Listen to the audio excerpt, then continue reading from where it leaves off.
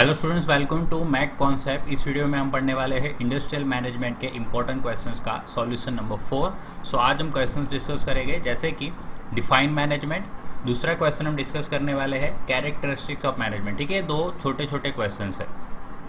इसके बाद हम क्वेश्चन डिस्कस करने वाले हैं कि वेरियस फंक्शंस ऑफ मैनेजमेंट, और इसको देखिए दो तरह से पूछ सकते हैं। List various functions of management, जिसमें से डिस्क्राइब एनी टू पूछा है, और यहाँ पे पूछा है state the functions of management, explain any one.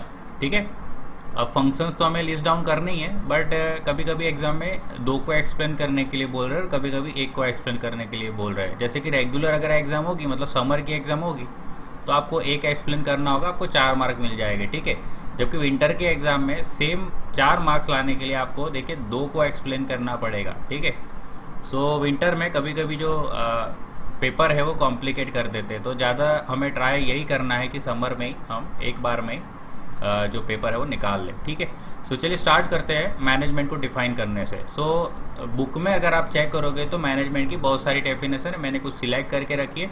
अब इसमें से आपको एक ही सिलेक्ट करनी है और एक ही लर्न करनी है। ठीक है, दूसरा कि ये वीडियो में आपको जो भी मैं समझा रहा हूँ वो ट्राई करना है कि इसी वीडियो के साथ आपका आज ही ये सारे क्वेश्चंस जो है वो लर्न हो जाए, ताकि एग्ज़ाम की प्रिपरेशन स्टार्ट हो जाए। जब एग्ज़ाम आए तो रात रात जाग के सारे क्वेश्चंस लर्न ना करने पड़े। ठीक है, फिर रिवाइज करने की ज़रूरत पड़ेगी।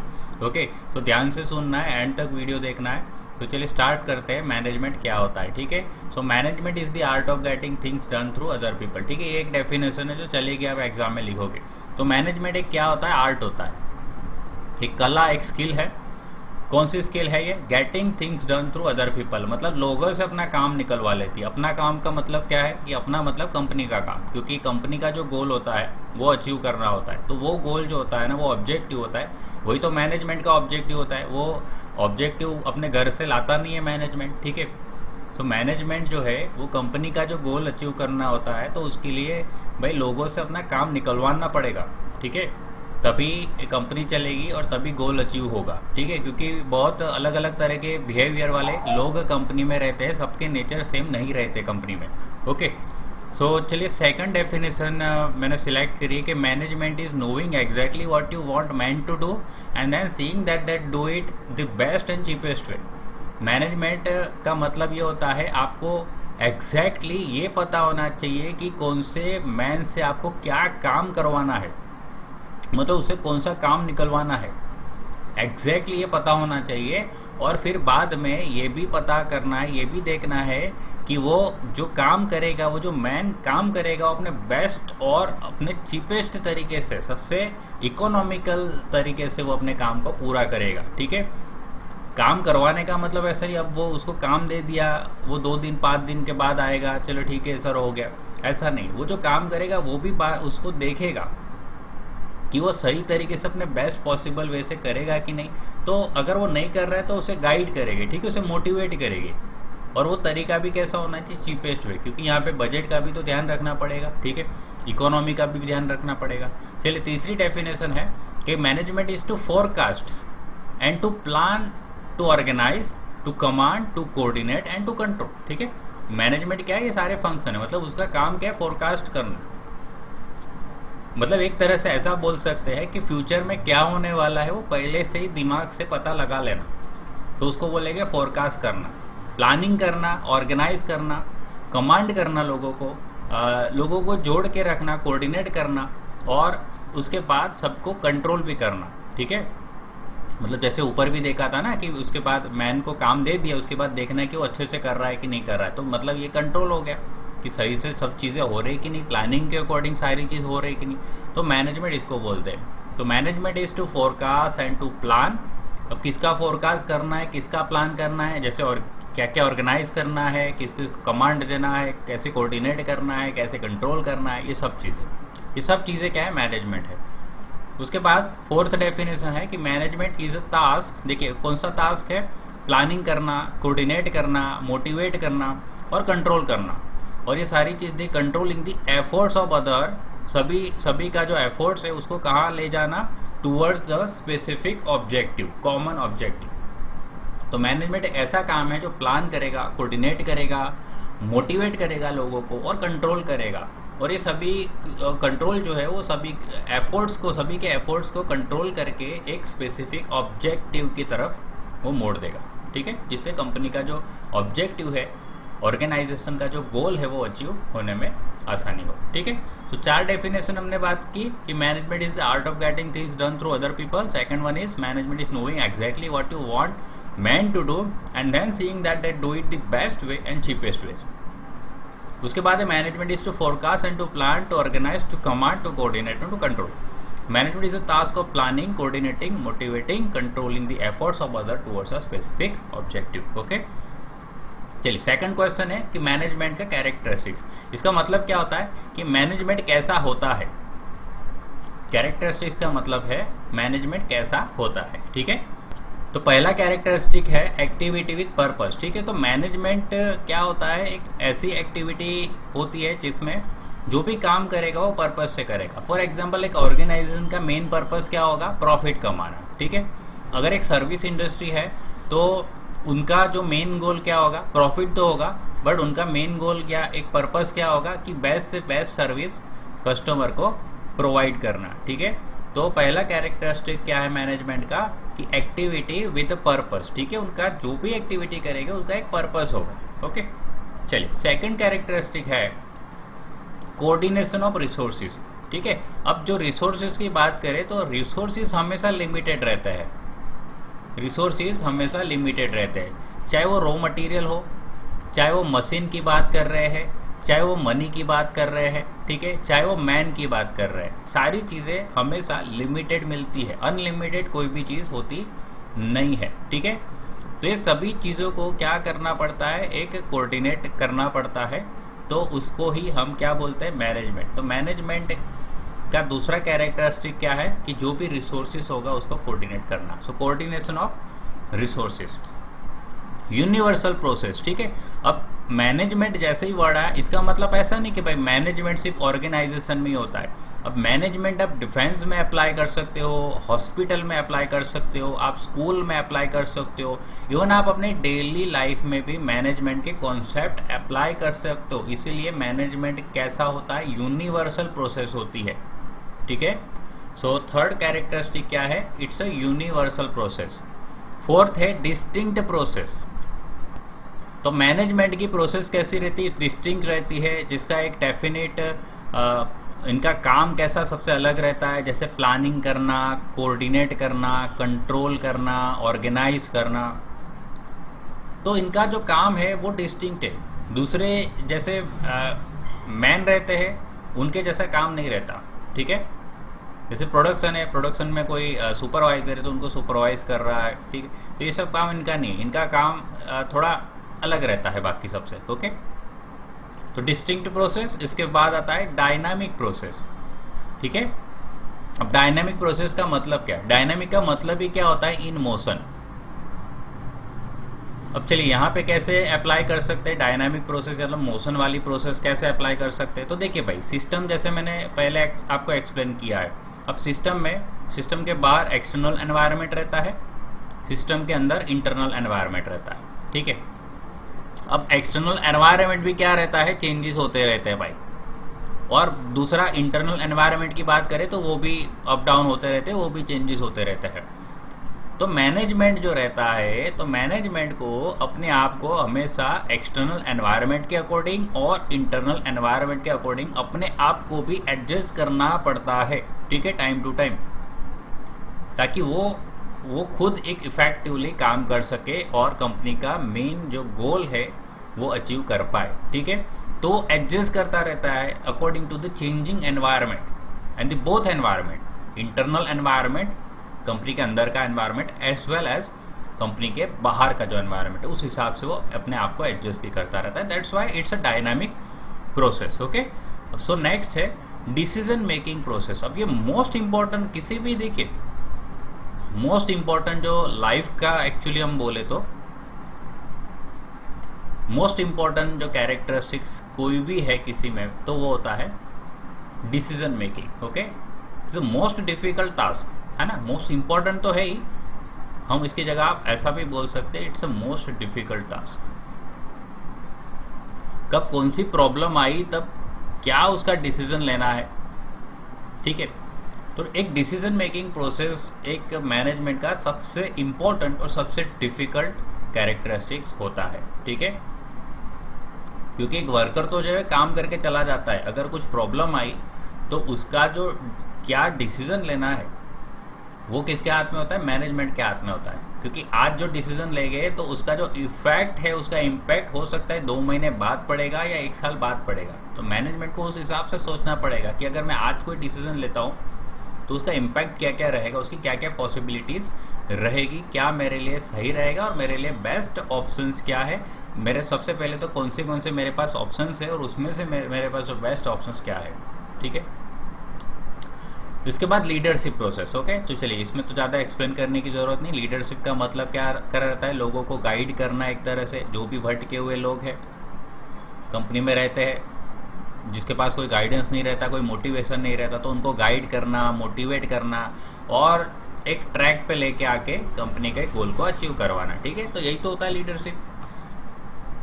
आर्ट एंड साइंस, ठीक है। तो मैनेजमेंट क्या रहता है, आर्ट भी रहता है, मतलब एक ऐसी स्किल है जो सबके पास नहीं होती, मैनेजमेंट की स्किल, ठीक है। इसका मतलब कि एक तरह से हम ऐसा बोले कि ये एक ऐसी स्किल है जो जिसमें क्रिएटिविटी चाहिए, इनोवेशन चाहिए, ठीक है। बहुत कुछ सोचना पड़ता है। तो दैट्स वाई ये सबके बस की बात नहीं है, इसीलिए इसको आर्ट बोलते हैं या इसको साइंस भी बोल सकते हैं मैनेजमेंट को, ठीक है। तो साइंस का मतलब क्या होता है भाई, तो साइंस का मतलब होता है फैक्ट्स है, फिगर्स है, उसको एनालाइज करना होता है और फिर उसका एक कंक्लूजन निकालना पड़ता है, ठीक है। तो मैनेजमेंट भी कुछ ऐसा ही है, वो भी कंपनी के जो डेटा है, जो फैक्ट्स है, वो पहले कलेक्ट करता है, कौन से इंसान की क्या क्या स्किल है ये सब एनालाइज करता है, उसके बाद एक डिसीजन लेके एक काम करता है कि भाई क्या क्या हो सकता है, उसकी पॉसिबिलिटी निकालते हैं, ठीक है। और फिर कंक्लूजन निकालते हैं कि भाई इसको ये काम देना चाहिए, ये मशीन से ये काम बेस्ट तरीके से होगा, ठीक है। सो मैनेजमेंट इसीलिए हम आर्ट भी बोल सकते हैं, साइंस भी बोल सकते हैं। तो चलिए management as a science and management as an art, ये तो मैंने ऊपर ही आपको समझा दिया। और लास्ट है management as a social science. अब सोशल साइंस कब आएगा, तो मैनेजमेंट एक देखिए सोशल काम है भाई, क्योंकि उनको रोज़ मैनेजमेंट को रोज़ किससे डील करना है। देखिए एक वर्कर होता है फॉर एग्जांपल, उसको किससे डील करना है, ज़्यादा से ज़्यादा एक वर्कर है, एक मशीन उसको पकड़ा दिया जाएगा या एक से ज़्यादा 2 मशीन पकड़ा दिया जाएगा, तो उसकी सपोज़ 8 आवर की जो जॉब है या 10 आवर की जो जॉब है, उसमें ज़्यादा से ज़्यादा टाइम वो किसके साथ बिताता है, मशीन्स के साथ बिताता है, ठीक है। जबकि मैनेजमेंट की बात करें तो मैनेजमेंट जो 8 to 10 आवर्स है वो ज़्यादातर किसके साथ बिताता है, ठीक है। एक मैनेजमेंट है तो वो ज़्यादातर लोगों के साथ वो टाइम बिताता है, ठीक है। तो मतलब उसे सबसे ज़्यादा क्या, उसका सोशली बहुत ही एक्टिव रहना पड़ता है, क्योंकि लोगों के बिहेवियर सेम नहीं रहते, लोगों के नेचर सेम नहीं रहते, उनको मोटिवेट करना रहता है, गाइड करना रहता है, ठीक है, उनसे काम भी निकलवाना है। तो इसीलिए मैनेजमेंट एक ऐसा आर्ट है, या मैनेजमेंट आप ऐसा बोल सकते हैं एक आर्ट भी है, एक साइंस भी है और एक सोशल साइंस भी है, ठीक है। क्योंकि उसे सोशली जो भी है वो काम करना है, लोगों को साथ में रख के काम करना है, ठीक है। सो चलिए, तो ये थे characteristics of management. Activity with purpose, coordination of resources, universal process है, डिस्टिंक्ट प्रोसेस है, डायनामिक प्रोसेस है, डिसीजन मेकिंग प्रोसेस है, लीडरशिप प्रोसेस है, आर्ट एंड साइंस है, या साइंस आर्ट और सोशल साइंस भी है, ठीक है। चलिए अब लास्ट क्वेश्चन की बात करेंगे कि वेरियस फंक्शंस ऑफ मैनेजमेंट। तो फंक्शंस ऑफ मैनेजमेंट 4 फंक्शंस की बात करेंगे और भी जो फंक्शंस है वो हम इसके नेक्स्ट वीडियो में करेंगे। बट अगर आपको सिंपली फंक्शंस ऑफ मैनेजमेंट पूछे तो आपको यही 4 फंक्शंस लिखने हैं, ठीक है। कौन से प्लानिंग, ऑर्गेनाइजिंग, डायरेक्टिंग और कंट्रोलिंग, ठीक है। ये 4 मेन फंक्शन है मैनेजमेंट के, planning, organizing, directing and controlling, ठीक है। चलिए तो स्टार्ट करते हैं 1 बाय 1। सबसे पहले प्लानिंग से।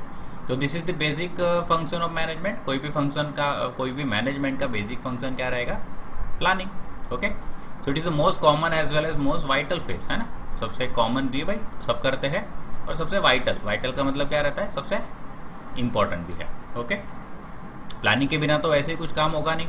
तो प्लानिंग इस क्या होता है, thinking before doing, that is the preparation of action. Okay, मतलब हम जो एक्शन करने वाले हैं उसका पहले से आपको क्या करना पड़ेगा, प्रिपरेशन करना पड़ेगा, that's the planning. Okay, thinking before doing, कोई काम करने से पहले सोचना है कि भाई क्या क्या करना है। चलिए नेक्स्ट पॉइंट है during planning answer to the questions. इसका मतलब प्लानिंग करते वक्त कुछ क्वेश्चंस हमारे सामने हो गए, उसके आंसर देने हैं कि what, when, how, why and who are decided for particular activity. मतलब कोई एक्टिविटी जब करनी होगी तो पहले तो कौन सी एक्टिविटी करेंगे, कब करेंगे, किस तरीके से करेंगे, और वही एक्टिविटी पहले क्यों करेंगे, मतलब प्रायोरिटी डिसाइड करना। ठीक है, दूसरी भी तो एक्टिविटी कर सकते हैं। एंड हु मतलब कि कौन करेगा।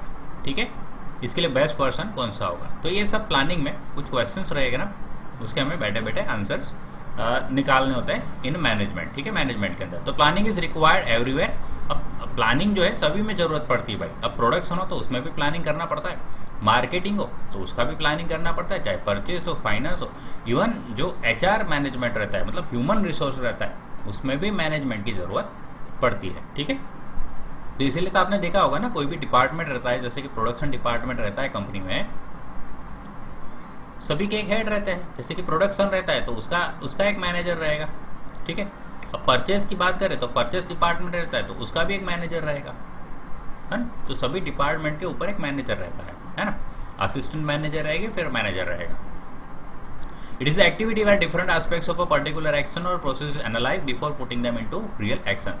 तो एक ऐसी एक्टिविटी है जहाँ पे एक पर्टिकुलर जो भी एक्शन हमें करना है या कोई प्रोसेस करनी है, उसके अलग अलग एस्पेक्ट्स हम चेक करते हैं, एनालाइज करते हैं। ठीक है, मतलब वही बात ना कि क्या कौन सी एक्टिविटी कब करनी है, किससे करवानी है, ये सब हमें चेक करना है, एनालाइज करना है कि भाई ये करेगा तो कैसे करेगा, इससे काम देना सही रहेगा या गलत रहेगा। ठीक है, और ये सब कब करना है, before putting them into real action. Action में करवाने से, ये सब एक्शन में लाने से पहले ही ये सब चीज़ें करनी होती है। तो that's a planning. While analysing, तो जब हम एनालाइज कर रहे होते हैं तो हमें फैक्ट्स चेक करने रहते हैं, डेटा चेक करने रहते हैं, और जब काम देंगे तो फिर उसका रिजल्ट एक्सपेक्ट क्या होगा, ये सारी एक्शन से, मतलब जो भी एक्शन करेंगे उसमें से क्या रिजल्ट निकल सकता है, ये सभी हमें दिमाग में रखना पड़ता है। द आउटकम ऑफ प्लानिंग, तो प्लानिंग का आउटकम क्या रहता है, एक प्लान। प्लानिंग कर दिया तो एक प्लान हमारे पास प्रिपेयर होगा। जैसे कि प्रोडक्शन रहेगा तो प्रोडक्शन प्लान बनेगा। प्रोडक्शन का प्लानिंग में क्या रहेगा, प्रोडक्शन का प्लान आएगा, मतलब कि कौन से मशीन पे किस दिन पे, जैसे डे 1 है तो ये जॉब आएगा। ठीक है, डे 2 पे ये वाला जॉब आएगा, और ये दूसरा जो जॉब है ये 2 नंबर के मशीन पे ना होते हुए 3 वाले मशीन पे जाएगा। तो ये सब पहले से ही प्लानिंग हुआ, तो प्रोडक्शन प्लान प्रिपेयर होगा। इसी तरह फाइनेंस होगा तो फाइनेंस प्लान होगा। कंपनी की जो पॉलिसी बनती है वो भी एक तरह से प्लान है, और जो स्ट्रेटेजी रहती है वो भी एक तरह से प्लान है कि कोई भी कॉम्पिटिटर्स को कैसे काउंटर करना है या कैसे बीट करना है या कंपटीशन में कैसे आगे बढ़ना है। तो वो सभी क्या रहता है, प्लान रहता है ना। और ये जब प्लान बनता है वो क्या रहता है, प्लानिंग का आउटकम, मतलब उसका रिजल्ट। जब हम प्लानिंग कर लेते हैं उसके बाद हम एक स्ट्रेटेजी लेके आते हैं, एक प्लान लेके आते हैं। प्रोडक्शन डिपार्टमेंट हो तो प्रोडक्शन प्लान होगा, फाइनेंस डिपार्टमेंट में हो तो फाइनेंशियल प्लान होगा, या कोई कंपनी के हम अगर MD हो गए, मैनेजर हो गए, तो हम एक पॉलिसी लेके आएंगे, या तो हम कोई ऐसी स्ट्रेटेजी लेके आएंगे जिससे हम कोई कॉम्पिटिटर को बीट कर सके। ठीक है, so the planning is a kind of creative work. तो प्लानिंग के बहुत ही क्रिएटिव वर्क है। क्यों क्रिएटिव बोला है, क्योंकि इसमें बहुत ज़्यादा दिमाग लगाना है, क्योंकि जो भी चीज़ें भविष्य में करनी है वो बैठे बैठे अभी से सोचनी पड़ेगी। ठीक है, अगर कोई भी चीज़ मिस हो गई तो जो दिन जो आएगा, ठीक है, जैसे डे 7 की बात कर रहे हैं, तो आज हम अगर उसकी प्लानिंग कर रहे हैं तो डे 7 में अगर कोई भी मिस हो गया तो फिर जब ये दिन आएगा तब वो प्रॉब्लम होगी। ठीक है, सो फॉर एग्जांपल हमने कोई एक छोटा सा जो इंस्पेक्टिंग का भी अगर इंस्ट्रूमेंट भी मिस कर दिया तो जॉब बनने के बाद उसे इंस्पेक्ट करने का जो है वो रह जाएगा, और जो भी काम है वो डिले हो सकता है। ठीक है, और अगर प्रोजेक्ट डिले हो जाएगा तो कंपनी को बहुत ज़्यादा नुकसान होता है। ठीक है, तो प्लानिंग एक तरह से क्या रहता है, क्रिएटिव वर्क रहता है, जिसमें हमें क्या बनाना होता है, where blueprint of doing any activity is drawn, keeping the resources available for doing that activity and the result expected from that activity in view। ठीक है, सो ऐसा क्रिएटिव वर्क है जिसमें हमें जो भी एक्टिविटी करनी है, डूइंग एनी एक्टिविटी, ठीक है, जो भी एक्टिविटी करना है उसका क्या बनाना रहता है, एक ब्लूप्रिंट बनाना रहता है।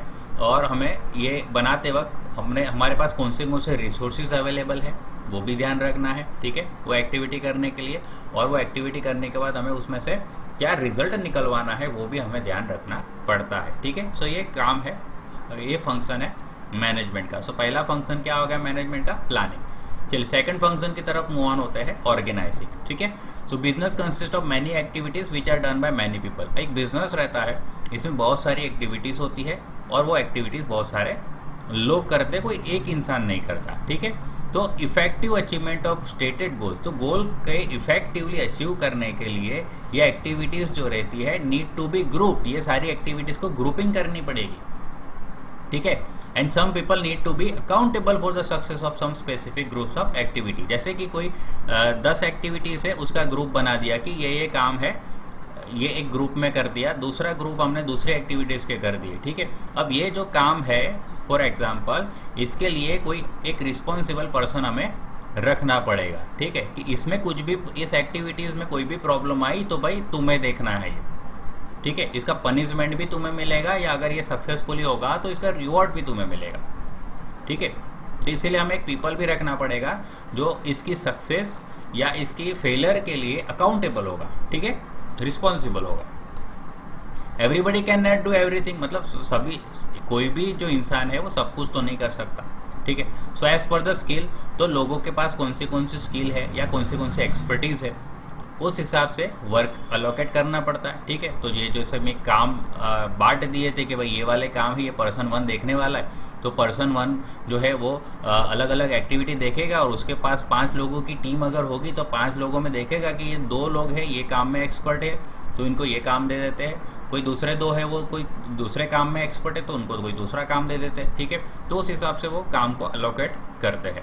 1 person will be kept responsible to see that group of people, और ये सारे लोग, जैसे कि 5 लोगों की टीम है, उसको देखने के लिए एक पर्सन को अगेन अलॉट किया जाएगा, ठीक है, कि ये 5 लोगों को प्रॉपर मैनर से ये सब काम कर रहे हैं कि नहीं, इसको एक्टिविटी को अलॉट करना, ये सबके लिए रिस्पॉन्सिबल, कि ये 5 अगर काम नहीं करेंगे तो भाई ये वाला पर्सन रिस्पॉन्सिबल होगा, ठीक है।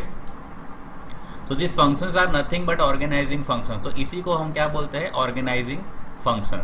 सो समराइज कर लेते हैं, ऑर्गेनाइजिंग फंक्शन में क्या क्या रहता है, deciding the nature and content of each job in organization. तो ऑर्गेनाइजेशन में हर एक जॉब किस तरह का है और उसमें क्या क्या करना है, ये पहले डिसाइड करना होता है। फिर उसके बाद जॉब्स को ग्रुप करना होता है, मतलब अकॉर्डिंग टू नेचर। जैसे परचेस रिलेटेड है तो फिर वो परचेस वाले पार्ट में चला जाएगा, ठीक है। प्रोडक्शन रिलेटेड कोई वर्क है तो वो प्रोडक्शन के पास चला जाएगा। अगर सेलिंग के रिलेटेड है तो फिर वो मार्केटिंग या सेलिंग डिपार्टमेंट के पास चला जाएगा, ठीक है। तो जॉब्स को ग्रुप करना है हमें। उसके बाद deciding the size of group, फिर हम ये डिसाइड करेंगे कि ग्रुप कितना बड़ा रखना है, कितना छोटा रखना है। और फिर उसके बाद allocating work to each employees of organization. तो ऑर्गेनाइजेशन के उसके बाद हमारे ऑर्गेनाइजेशन में जो भी एम्प्लॉइज है उनको फिर काम अलॉट करना कि ये वाला काम ये देखेंगे, ये वाला काम ये देखेंगे, ठीक है। Deciding upon responsibility and authority of each manager, group leader and group member of the organization, ठीक है। फिर सबकी रिस्पॉन्सिबिलिटी डिसाइड कर लेके बैठ के, अथॉरिटी डिसाइड कर लेंगे। रिस्पॉन्सिबिलिटी मतलब कि अगर कुछ अच्छा होगा या बुरा होगा तो फिर ये रिस्पॉन्सिबल, ठीक है। अथॉरिटीज़ मतलब कि वो उसके पास कितना पावर देना है, कि वो किस किस को हैंडल कर सकता है, उसकी लिमिट क्या है, वो किसको बोल सकता है किसको नहीं बोल सकता, तो सबको अथॉरिटी दे देगा। हर एक मैनेजर को अथॉरिटी देगा, रिस्पॉन्सिबिलिटी देगा। कोई ग्रुप लीडर है तो उसको भी अथॉरिटी एंड रिस्पॉन्सिबिलिटी देगा। इसी तरह ग्रुप मेंबर है कोई ऑर्गेनाइजेशन का, उसको भी रिस्पॉन्सिबिलिटी अपनी दे देंगे, और जो भी अथॉरिटी उसके पास है वो उसे दे देंगे, ठीक है। जैसे कि अथॉरिटी, ग्रुप मेंबर को एक अथॉरिटी दे दी कि भाई आप तुझे 5 वर्कर को हैंडल करना है, ठीक है। तो वो रिस्पॉन्सिबिलिटी हो गई कि 5 वर्कर अगर काम नहीं करेंगे तो भाई उसे पकड़ेंगे, ठीक है। और अथॉरिटी ये हो गई कि वो 5 वर्कर से काम निकलवाना, उसे वो ऑर्डर कर सकता है, ठीक है। So that's authority. चलिए, तो इसको ऑर्गेनाइजिंग में क्या क्या रहता है, सबसे ऊपर आप देख सकते हो टॉप मैनेजमेंट आता है। तो टॉप मैनेजमेंट में क्या क्या आता है, ओनर ऑफ द फर्म आता है, जैसे कि एमडी हो गया, मैनेजिंग डायरेक्टर या प्रेसिडेंट ऑफ द कंपनी हो गया। दूसरा, फिर उसके बाद देखिए मिडल मैनेजमेंट आता है, इसके अंदर डिपार्टमेंटल मैनेजर आते हैं, जैसे मार्केटिंग मैनेजर आ गया, प्रोडक्शन मैनेजर आ गया, परचेज मैनेजर आ गया, या और कोई मैनेजर है, या एचआर मैनेजर हो गया, ठीक है।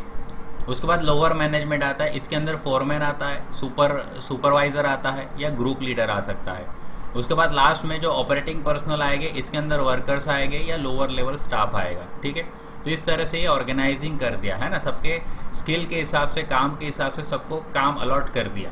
इसका अब रिस्पॉन्सिबिलिटी और अथॉरिटी ये होगा, इसका रिस्पॉन्सिबिलिटी और अथॉरिटी, और सबका रिस्पॉन्सिबिलिटी और अथॉरिटी डिसाइड कर लिया जाता है। इसी को क्या बोलते हैं, ऑर्गेनाइजिंग। चलिए थर्ड जो फंक्शन है डायरेक्टिंग। तो as we know that management is the process of getting things done through other people. तो मैनेजमेंट की डेफिनेशन मैंने देखी थी कि लोगों से काम निकलवाना क्या होता है, मैनेजमेंट होता है। Once the planning of activities are done, work have been allocated to different groups, responsibilities and authorities are said, the only thing remaining is to start working and getting into action. ठीक है, तो क्या क्या हो गया भाई, activities का planning हो गया, किस किस को कौन सा काम देना है, वो ग्रुपिंग भी हो गया, काम भी एलोकेट कर दिया, सबको रिस्पॉन्सिबिलिटी दे दी, अथॉरिटी दे दी। उसके बाद एक ही काम रह गया कि भाई अब वर्क स्टार्ट करना है और एक्शन में आना है। ठीक है, सो फंक्शन ऑफ डायरेक्टिंग तो यहीं पे जब एक्शन स्टार्ट हो जाती है ना, तभी तो डायरेक्टिंग का फंक्शन स्टार्ट हो जाता है ना। डायरेक्ट करने का मतलब क्या रहता है, गाइड करना। जब काम हो रहा है उस टाइम पे उनको गाइड करना। तो different people in the organisation will have different mental setup. अलग अलग जो कंपनी में लोग रहते हैं उनका मेंटल स्टेट, मेंटल कंडीशन अलग अलग रहती है। ठीक है, देयर थिंकिंग, उनका एटीट्यूड, उनका मोटिवेशन जो रहता है वो भी अलग अलग रहता है। कोई इंसान सेल्फ मोटिवेटेड रहता है, किसी को भाई इतना मोटिवेट करे तो भी उनसे काम नहीं होता। ठीक है, कंपनी में so due to their behavioural and efforts will also be different. उनके बिहेवियर अलग अलग रहते हैं, उनके एफर्ट्स भी अलग अलग रहते हैं। तो the function of directing is to channelise the behaviour of the employees towards goal. ठीक है, जैसे एक इंसान जो है ये इस तरफ भटक रहा है, ये इधर भटक रहा है। ठीक है, तो ये सबको क्या करना है भाई, चैनलाइज करना है कॉमन गोल की तरफ। तो मैनेजर का काम ही ये है कि इनको डायरेक्ट करना कि भाई ये इंसान है, इसको कुछ काम दिया था, इनको कोई 5 काम दिया था, बट ये कोई और ही काम लेके बैठा है। ठीक है, तो उसको मैनेजर यही देखेगा, उसको डायरेक्ट करेगा भाई ये वाला काम बंद कर दे, तुझे जो 5 काम दिए थे उसको पहले खत्म कर दे। ठीक है, तो उनको ये सभी के एफर्ट्स को क्या करना है, चैनलाइज करना है। तो इसी को डायरेक्टिंग बोलते हैं, है ना। चलिए, इट इन्वॉल्व्स मोटिवेटिंग। तो उस टाइम पे उनको मोटिवेट करना होता है, एम्प्लॉयज़ को लीड करना रहता है, जिससे वो अपना बेस्ट एफर्ट दे सके, जिससे जो भी प्लान किए हुए गोल जो है उसको अचीव कर पाए। ठीक है, चलिए अब लास्ट बचा है controlling. Okay, so last function क्या है, कंट्रोलिंग। तो plan have been drawn, plan हो गया। ऑर्गेनाइजेशन इज डिजाइन, ऑर्गेनाइजेशन भी डिजाइन हो गया। या people are working as per the direction of the management. जो लोग हैं वो भी मैनेजमेंट ने जिस तरह से डायरेक्शन दिया है उस हिसाब से काम कर रहे हैं, मतलब सब हो गया। ठीक है, अब क्या हुआ, तो अब लास्ट इंपॉर्टेंट थिंग क्या हो गई कि कंट्रोलिंग। ओके, अब कंट्रोलिंग का मतलब क्या रहता है, it is to check whether everything is going as per plan और नॉट। अब जो भी चीज़ें कर रहे हैं, एक्शन हो रही है, वो प्लानिंग के अकॉर्डिंग हो रही है कि नहीं हो रही, ये होता है controlling. Whether the action of employees are directed towards the goals और नॉट, मतलब जो एम्प्लॉय का काम है वो गोल की तरफ डायरेक्टेड है कि नहीं है। ठीक है, ये भी थोड़ा बहुत डायरेक्टिंग जैसा, ये बट डायरेक्टिंग के बाद का नेक्स्ट काम है ये। ठीक है, अब ड्यूरिंग कंट्रोल क्या रहता है, कंपैरिजन बिटवीन जो एक्चुअल एक्टिविटी हो रही है वो विद द प्लान्ड एक्टिविटी, है ना। तो हमने प्लानिंग किया था और अभी क्या हो रही है, एक्चुअल चीज़ें हो रही है। तो प्लानिंग में ये लिखा हुआ है, एक्चुअली अभी उस हिसाब से हो रहा है कि नहीं, तो फिर उसको कंपेयर करेंगे। ठीक है, अगर डेविएशंस इसमें नोट किया गया, फीडबैक अगर कुछ मिला है, तो मैनेजमेंट क्या करेगा, उस हिसाब से एक्शन लेगा। ठीक है, तो deviation are noted and feedback is provided. तो डेविएशंस नोट किए जाएंगे, फीडबैक प्रोवाइड किए जाएंगे अलग अलग फेसेस पे। Okay, so we can summarise. तो इसको कैसे समराइज कर सकते हैं, जैसे प्लान जो बनाया है उसको और एक्चुअल एक्टिविटीज़ को कंपेयर करना। ओके, सॉरी, प्लान और जो एक्चुअल एक्टिविटीज़ है उसको क्या करना है, कंपेयर करना है, फीडबैक प्रोवाइड करना है। अगर कुछ जो करेक्टिव एक्शन लेना है तो करेक्टिव मेजर लेना है तो वो करना है। Measure the performance against goals, तो गोल के हिसाब से परफॉर्मेंस हो रहा है कि नहीं वो चेक करना। Design improvement action as required, अगर ज़रूरत पड़ी तो इम्प्रूवमेंट भी करना पड़ेगा। ठीक है, तो चलिए आज हमने क्या क्या पढ़ा, एक तो मैनेजमेंट की डेफिनेशन पढ़ी कि व्हाट इज़ मैनेजमेंट, मैनेजमेंट किसको बोलते हैं। फिर हमने क्या देखा, दूसरा क्वेश्चन कि characteristics of management, characteristics of management. उसके बाद हमने लास्ट क्वेश्चन देखा फंक्शंस ऑफ मैनेजमेंट, और फंक्शंस ऑफ मैनेजमेंट में हमने सबसे पहले कौन सा फंक्शन देखा, प्लानिंग देखा। ठीक है, दूसरा फंक्शन हमने क्या देखा, ऑर्गेनाइजिंग। तीसरा फंक्शन हमने देखा डायरेक्टिंग, और लास्ट फंक्शन हमने देखा कंट्रोलिंग। ओके, सो चलिए, आई होप कि आज जो भी मैंने आपको एक्सप्लेन किया है वो समझ आ गया है। सो चलिए फिर आज के वीडियो में इतना ही, अब मिलेंगे नेक्स्ट वीडियो में। थैंक यू, जय हिंद।